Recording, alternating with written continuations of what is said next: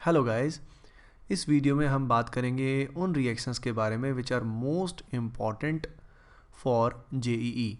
देखिए जेई जो है इसको हम दो पार्ट्स में डिवाइड कर सकते हैं। One is JEE mains and the second one is JEE ईडीवी यानी जेई एडवांस।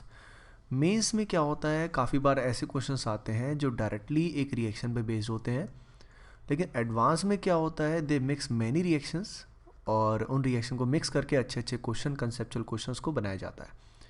तो अब जो लिस्ट मैं आपको देने वाला हूँ उस लिस्ट में वो रिएक्शंस है जो हर साल या तो एडवांस के अंदर मिक्स के रूप में आती है या मेंस में डायरेक्ट भी आ जाती है। इवन मेंस में भी आजकल कभी कभी कुछ कंसेप्ट मिक्स करके क्वेश्चंस बन जाते हैं। तो आइए देखते हैं उस लिस्ट को। सबसे पहले आपको एल्डोल जो रिएक्शन होती है पर्किन एंड क्लेजन अच्छे से करना है। ये जो क्लेजन कंडेंसेशन है ये स्पेसिफिकली जेई मेंस में है, एडवांस के सिलेबस में क्लेजन नहीं है, it is only for JEE mains.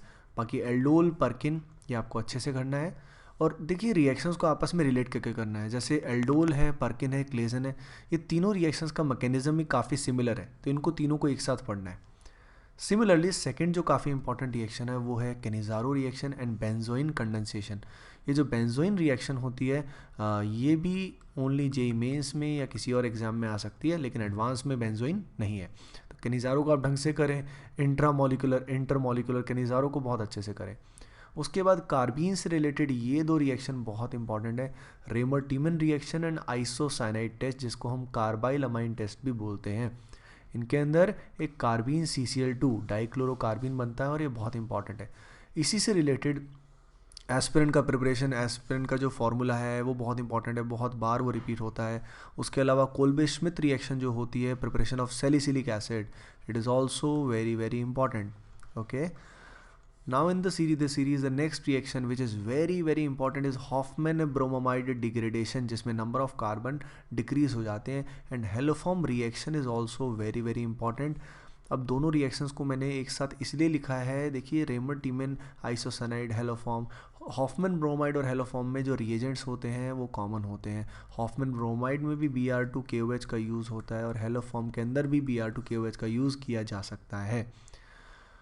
उसके अलावा अगर बात करें हम तो डाई फॉर्मेशन जो रिएक्शन होती है, जिसमें एजो कपलिंग रिएक्शन भी इनको बोलते हैं, they are also known as azo coupling reaction, ये बहुत इंपॉर्टेंट होता है, तो ये आप ढंग से आप ज़रूर इसको कीजिए। उसके अलावा जो लुकास टेस्ट है अल्कोहल का, विक्टर मेयर टेस्ट है, टॉलर्स टेस्ट है, फेलिंग्स टेस्ट है, ये सारे टेस्ट भी स्पेसिफिकली बहुत इंपॉर्टेंट होते हैं।